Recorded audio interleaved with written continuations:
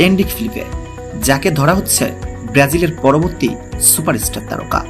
ইতিমধ্যে মাত্র 17 বছর বয়সে ব্রাজিল জাতীয় দলে খেলার সুযোগ পেয়েছেন এনরিক। শুধু তাই নয়, তার খেলার প্রেমে পড়তে বাধ্য হয়েছে ইতিহাসের সবথেকে সেরা ক্লাব রিয়াল মাদ্রিদ। এই বয়সে রিয়ালের জার্সিতেও খেলে ফেলেছেন এনরিক। অল্প দিনেই এনরিক কোটি ব্রাজিল ফুটবল ভক্তের মনে জায়গা করে নিয়েছেন। তবে এনরিকের সদ্য এক সাক্ষাৎকার সবাইকে অবাক করেছে।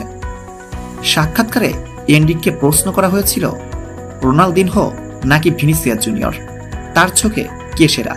জবাবে এনরিক ভিনিসিয়াসকে বেছে নিয়েছেন। পরবর্তী প্রশ্ন ছিল নেইমার জুনিয়র নাকি বেলিংহাম।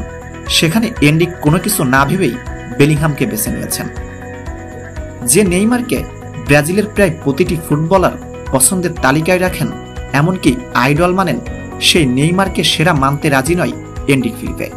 একজন ব্রাজিলিয়ান হয়েও নেইমারকে পছন্দের তালিকায় রাখেন না এনরিক, যেটা আসলেই দুঃখজনক একটি বিষয়।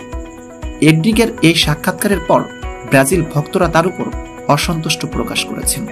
অল্পদিনে কোটি ভক্তের মন জয় করা এনরিক এখন ট্রলের পর ট্রলের শিকার হচ্ছেন।